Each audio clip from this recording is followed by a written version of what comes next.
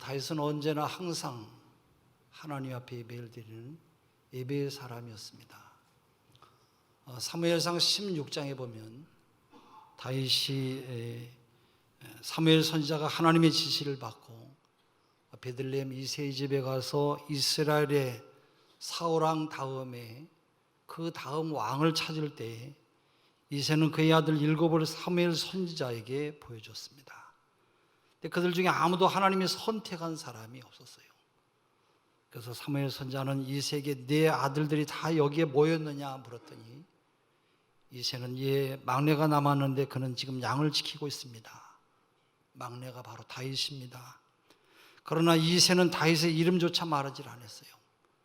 다윗의 이름은 그저 양치기 소년으로 그러한 무명의 소년을 하나님이 이스라엘의 왕으로 기름을 붓게 하셨습니다. 그러므로 다윗은 항상 하나님의 은혜를 기억하고 하나님을 사랑하는 하나님의 사람이었어요. 그는 시편에서 많은 예배 시를 썼습니다. 다윗이 왕이 되었을 때도 그는 하나님의 임재와 하나님의 능력의 상징인 하나님의 법궤를 이스라엘 백성들의 예배의 중심으로 삼기를 원했어요. 그때 하나님의 교회는 기란 여아림에 있었습니다. 하나님의 법궤가 왜 기란 여아림에 있었습니까? 그로부터 100여 년 전 이스라엘은 블레셋과의 전쟁을 하게 되었어요. 그때 이스라엘은 하나님을 멀리하고 하나님의 뜻을 거역하고 있었기 때문에 블레셋과의 전투에서 완전히 참패를 당하고 말았습니다. 그때 누군가가 하나님의 법궤를 전쟁터에 가져오자고 제안을 합니다. 그들은 법궤를 앞세우고 나가면 하나님께서 그들과 함께 하실 것이라고 생각했습니다만 불행하게도 하나님은 그들과 함께 하질 않았어요. 블레셋은 이스라엘 군대를 전부 다 죽이고 하나님의 법궤를 다 빼앗아서 그들의 도시 아스돗으로 가지고 갔어요. 하나님의 법궤는 그들의 성전을 보여주는 트로피와 같은데 트로피는 특별한 장소에서 보관하듯이 하나님의 법궤를 그들의 다곤 신전에 갖다 놨습니다. 다곤 신의 모양은 반은 사람의 모습이고 반은 물고기 모양의 블레셋 사람들이 섬기는 신이었는데 다곤 신이 이스라엘의 하나님보다도 위대하다고 하는 표시로 다곤 신전에 하나님의 법궤를 갖다 놓았어요. 근데 이상한 일이 일어났어요. 하룻밤을 지나고 나니까 다곤 신이 하나님의 법궤 앞에 엎드려졌어요. 그 얼굴이 땅바닥에 그대로 떨어져 있었어요. 그들이 다곤 신을 일으켜서 다시 세워놨는데 그 다음 날은 다곤 신의 목이 부러진 채 하나님의 법궤 앞에 그대로 엎드려져 있었어요. 그리고 그날부터 아스돗 사람들에게 아주 독한 종기, 연병 같은 그런 종기가 번지기 시작을 했습니다.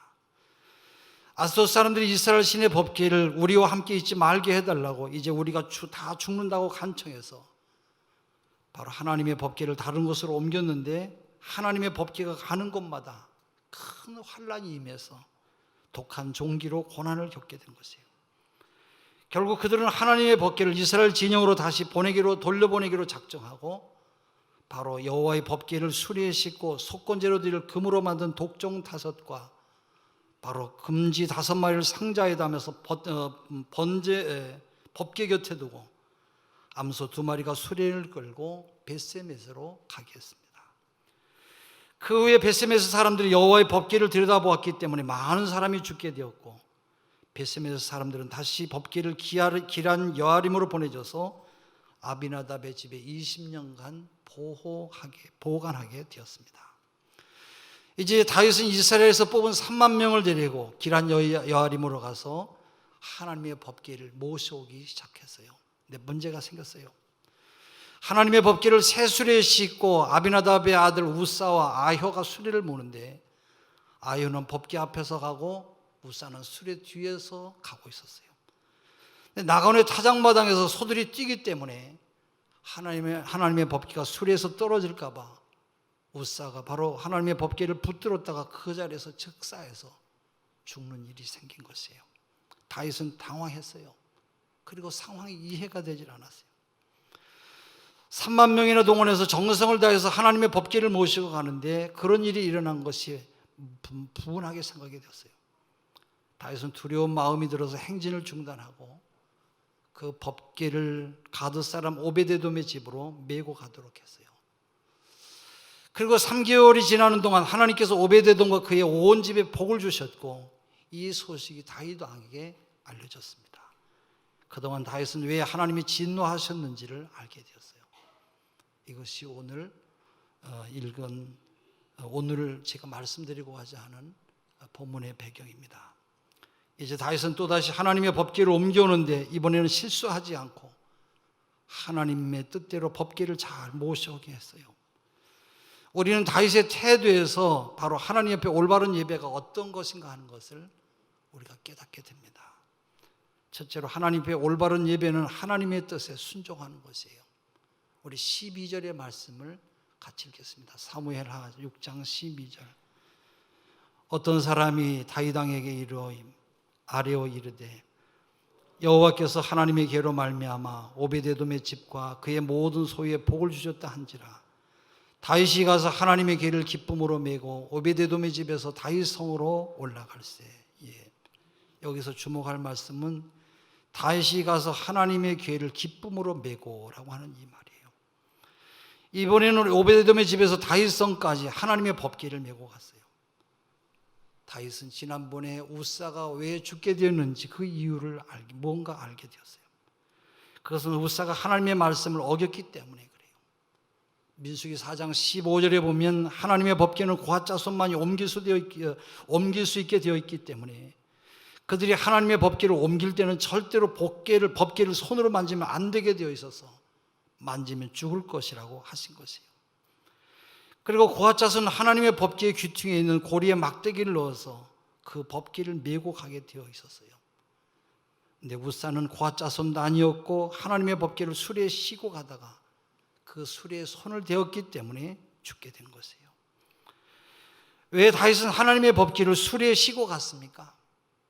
다윗이 그것을 몰랐습니까? 다윗은 몰랐을지 몰라도 레위인들과 제사장들은 알았을 것이에요. 알면서 왜 그렇게 했습니까? 아마도 그것이 쉬운 방법이었기 때문일 것이에요. 기란 여아림에서 예루살렘까지는 약 15km가 되는 거리인데 네 사람이 무거운 법궤를 메고 15km를 간다고 하는 것은 쉬운 일이 아닙니다. 그 대신 소가 수레를 끌고 가게 하면 훨씬 일하기가 쉬울 것이에요. 또 그들이 그렇게 한 것은 블레셋 사람들이 그렇게 했다고 하는 말을 들었기 때문일 것이에요. 블레셋 사람들은 그렇게 했어도 사람이 죽질 않았어요.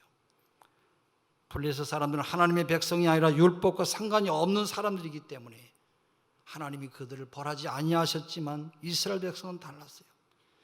하나님은 그들이 하나님이 지시하신 대로 순종하기를 원하셨어요. 하나님은 그들이 하나님을 게으르게 섬기는 것을 기쁘게 여기질 않으셨어요. 하나님과 함께 걸어가는 것은 쉬운 일이 아니에요. 걸어가는 것은 시간이 걸리고 또 걸어가는 여러분 수고가 들어가요. 우리 교회가 지금 예배대행진, 기도대행진, 전도대행진을 진행하고 있어요. 여러분 우리가 예배 시간을 늘리는 것이 쉬운 일이 아니라 그만큼 우리의 시간과 정성을 드리는 일이 귀한 것이에요. 내가 하나님의 말씀을 읽고 묵상하고 기도하는 시간을 갖는 것보다 그냥 주일 아침에 설교 말씀을 듣고 설교자의 기도에 의지하는 것이 편하고 쉬운 일이에요. 내가 하나님과 함께 걷기보다 다른 성도들처럼 설교 말씀을 듣고 설교자의 기도를 의지해서 신앙생활하는 것이 더 편할 것이에요. 그러나 하나님은 내가 내 신앙으로 결단하고 매일매일 하나님과 함께 동행하기를 원하고 계세요. 다른 시간을 전략해서 교회의 기도에도 참석하기 위해 힘쓰고 개인 예배를 드리기 시작하고 가정 예배를 드리기 위해서 시작하기 위해서 힘쓸 때 하나님은 기뻐하시고 은혜를 나누어 주시는 것이에요. 예배는 하나님의 은혜가 임하는 통로이고 은혜의 통로를 열어놓을 때 하나님께서는 여러분을 축복하실 줄로 믿습니다. 예배는 거룩하신 하나님 앞에 드리는 것이에요. 우리가 예배를 드릴 때 거룩하신 하나님에 대한 존경심을 잃지 말아야 될 것이에요. 하나님 앞에 올바른 예배는 하나님의 뜻에 순종하면서 드리는 예배인 것이에요. 두 번째는 정성스러운 희생을 드리는 것이에요. 우리 그 13절의 말씀을 같이 읽겠습니다. 13절 여호와의 계를 맨 사람들이 6걸음을 가매 다윗이 소와 살찐 송아지로 제사를 드리고 여호와의 계를 맨 사람들이 6걸음을 가매 다윗이 소와 살찐 송아지로 제사를 드렸다. 6걸음을 갈 때마다 하나님 앞에 제사를 드렸다라는 거예요. 여러분, 왜 6걸음입니까? 어떤 분은 하나님께서 6일 동안 세상을 창조하시고 하루를 쉬셨기 때문일 것이라고 그렇게 말하는 분도 있어요. 여러분, 오베데돔의 집에서 예루살렘까지 몇 걸음이나 되겠습니까? 정확하게는 모르겠습니다만 한 걸음을 걷는 발걸음이 50cm라고 하면 약 3,000마리의 짐승을 드렸다고 하는 말이 돼요. 그렇다면 약 10kg가 된다고 하는 그런 말입니다. 다윗은 그만큼 제사를 드리는 이 일을 위해서 철저히 준비를 하고 정성을 다해서 이 일을 진행한 것이에요. 구약 성경에서 동물을 죽이는 것은 우리 인간의 죄를 대신하기 위해서였고, 또 모든 희생은 궁극적으로 우리의 모든 죄를 위해서 우리 대신해서 십자가에 죽으신 예수님의 바로 희생 제사를 예표하는 것이에요. 여러분, 예배는 희생을 드리는 것이에요. 우리가 예배를 드리려면 시간을 드려야 되고 재능을 드려야 되고 물질을 드려야 돼요.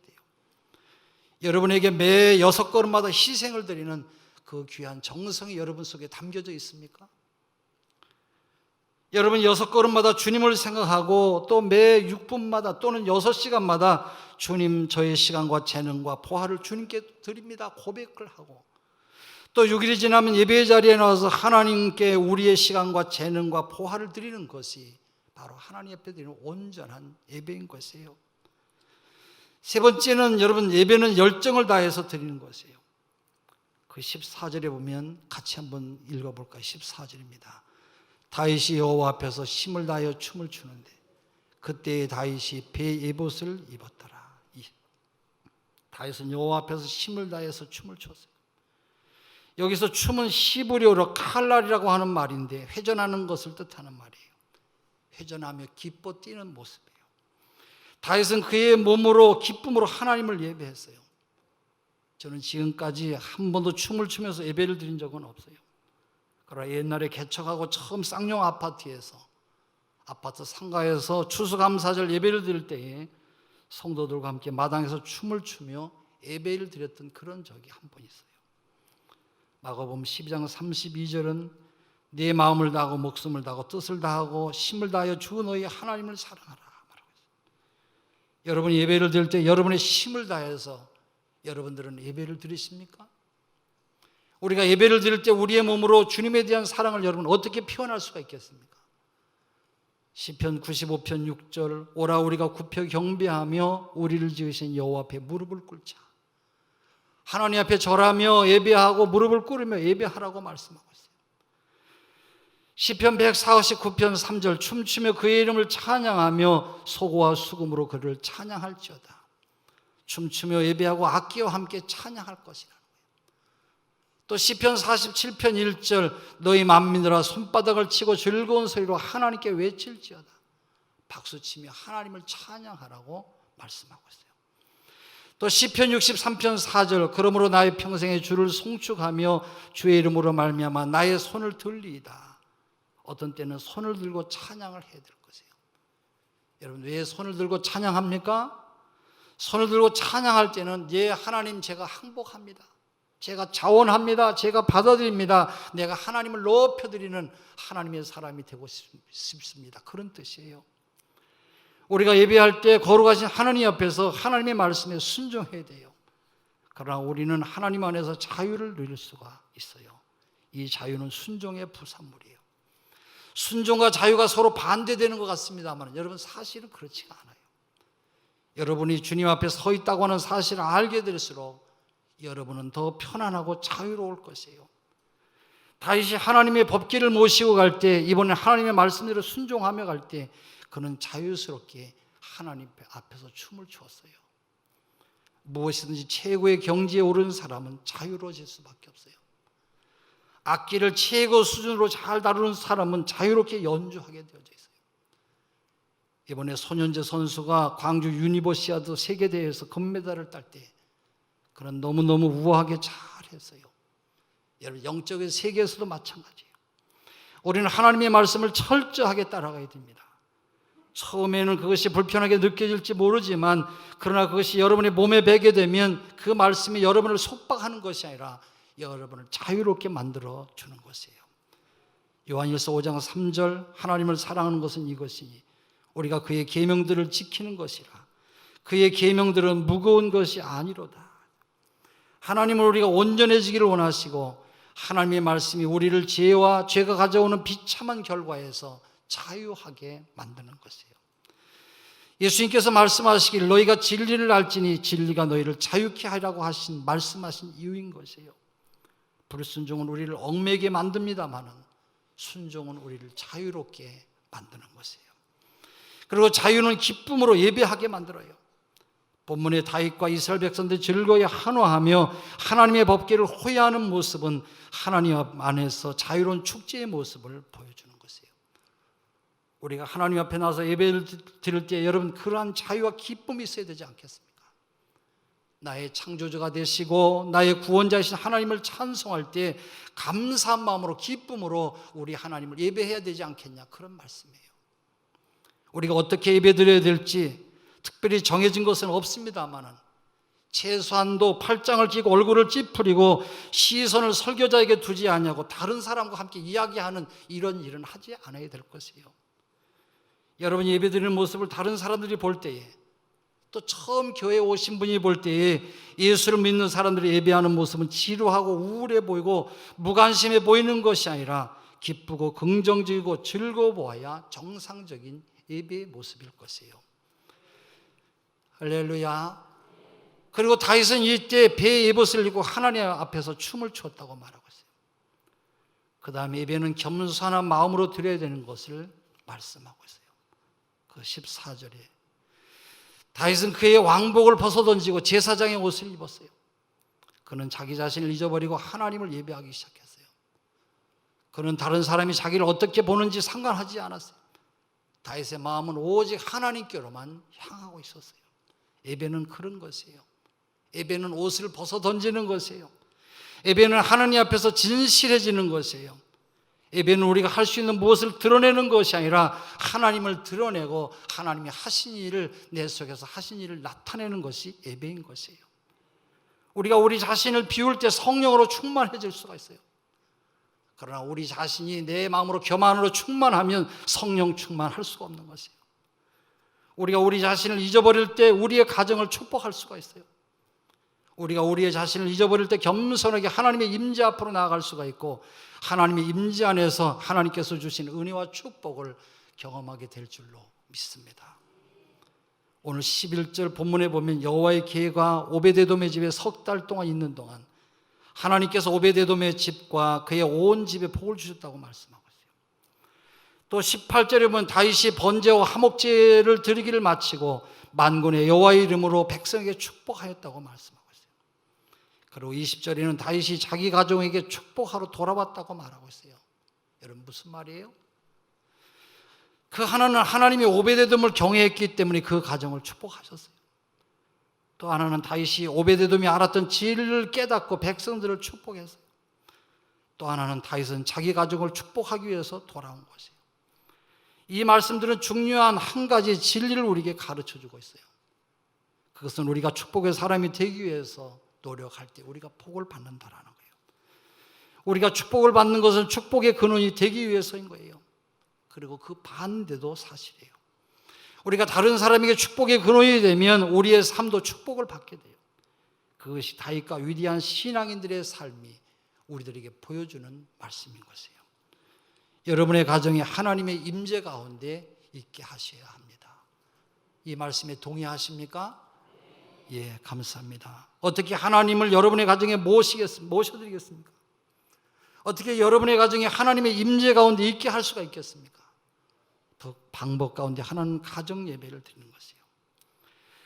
지금 우리 교회는 예배 대행지를 통해서 공동 예배, 개인 예배, 가정 예배, 구역 예배, 소그룹 예배, 또 개인 예배에 우리가 힘을 쏟고 있어요. 전에 특별 새벽 기도회 때에 여러분들이 낸 기도 제목을 보니까 가정 예배를 드리게 해달라고 하는 그런 기도 제목이 참 많이 있었어요. 여러분 좋은 일이죠. 그러나 기도만 할 것이 아니라 실천을 해야 돼요. 예배에 대한 정의 가운데 하나는 예배는 바로 동사라는 거예요. 예배는 동사로서 예배는 드리는 것이에요. 여러분 하나님 앞에 가정 예배를 드리세요. 예배를 위해서 시간을 드리고 정성을 들여서 하나님 앞에 귀한 예배를 드리세요. 가정 예배를 드릴 때 잠언서로 가정 예배를 드리면 아주 좋을 것이에요. 잠언서는 지혜의 말씀이기 때문에 자녀들과 함께 읽기 좋은 아주 귀한 말씀이에요. 그래서 잠언서를 한 장씩 읽을 때 여러분의 가정과 자녀들의 마음에 하나님께서 복을 받는 귀한 마음으로 여러분의 가정에 임재하실 줄로 믿습니다. 매일 가정 예배를 드리는 가정은 매일 한 장씩 읽으시는데, 그때는 날짜대로 예를 들어서 오늘이 7월 19일이니까 잠언서 19장을 읽으시면 돼요. 잠언서는 총 31장이기 때문에 반복적으로 읽으실 수가 있어요.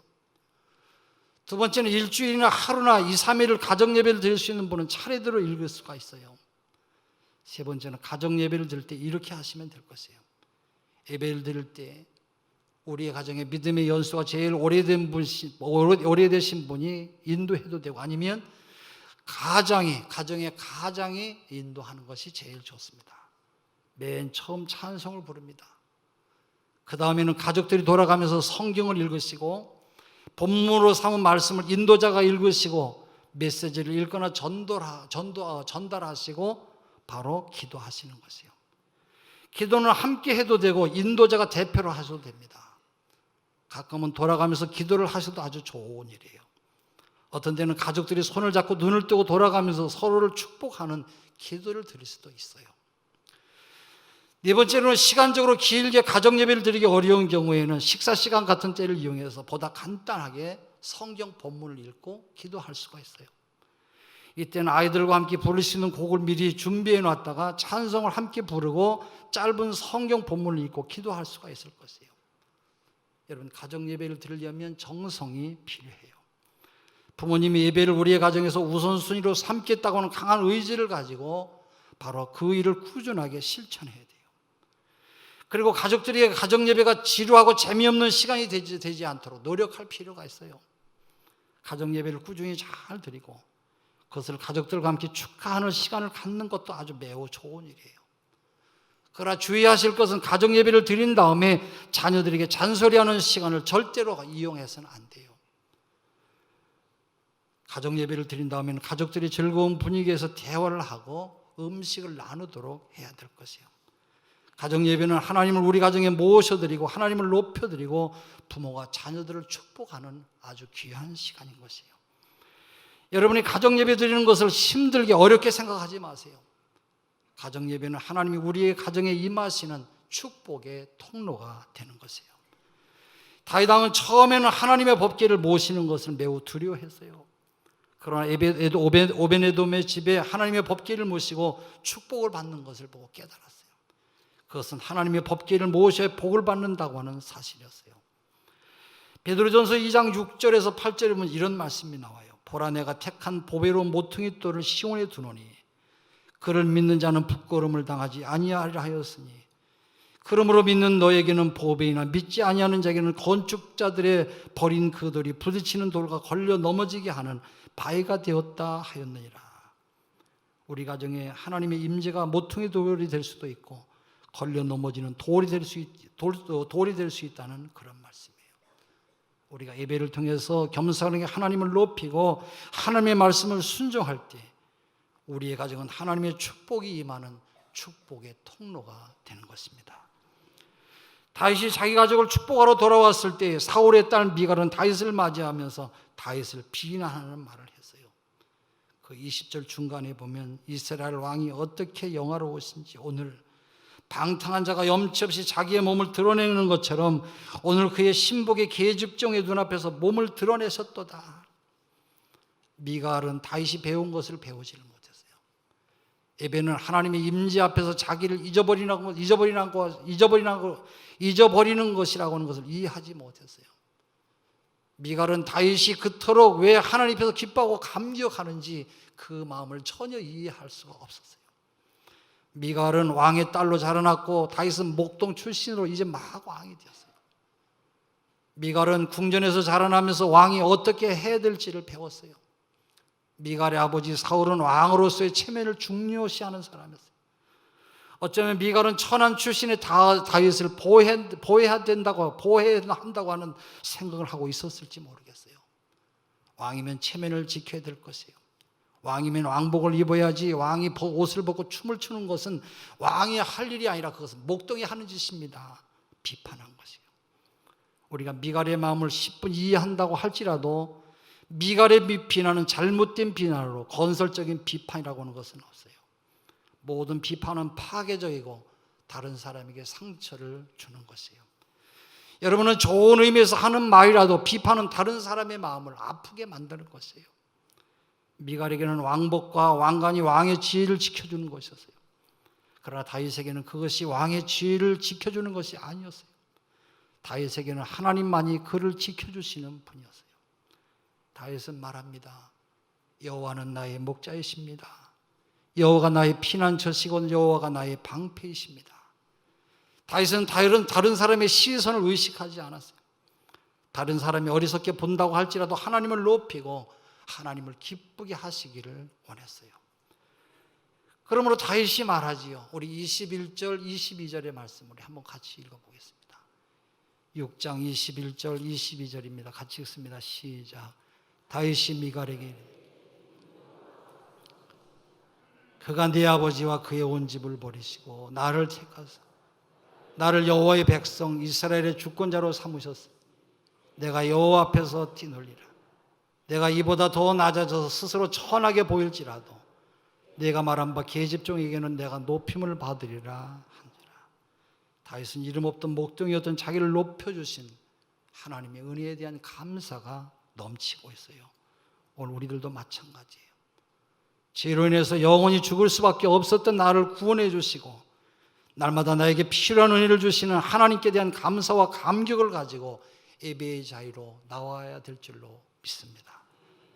여러분 중에는 가족 중에 미갈처럼 예배의 축복을 이해하지 못하는 가족이 있는 경우도 있을 것이에요. 그래도 여러분이 소망을 가지시고 여러분의 가정이 하나님의 임재 아래 있게 하기 위해서 기도하시는 여러분 되시기를 바랍니다. 여러분의 가정이 하나님의 축복의 통로가 될 때까지 포기하지 마시고 여러분의 가정의 식구들을 섬길 수 있기를 바랍니다. 하나님께서 여러분의 기도와 소원을 들으시고 여러분 가정에 하나님의 크신 은혜와 축복을 내려주시기를 주의 이름으로 축원합니다. 기도하겠습니다.